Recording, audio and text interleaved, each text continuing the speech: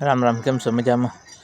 મિત્રો, હાંજ પડી ગઈ ને હું વાટા ખડ, કારણ કે ખડ સિવાય આપણે કંઈ ધંધો છે નહીં. જ્યાં વાટી ખડ વાટી લીધું અને ક્યારો નેદાતો જઈને શોખ થશે. ઘઉં છે એ નેદાઈ ગયા, ઘઉંમાં પાણી ફેરી ગયા, શિયાળ પાણી ફેરી ગયા, કમ્પ્લીટ થઈ ગયા. અને આ ઘઉં છે એ મારી હાથરી આવે ગયા અને ફીટ આજ 1.5 મહિનાના થયા. 25 તારીખ છે ને 10 તારીખે વેવ્યા હતા, 1.5 મહિનાના થયા. ઘઉં 1 નંબર છે, કંઈ ઘટે એની પછી છેલ્લે જે થાય છેલ્લે જોયું છે.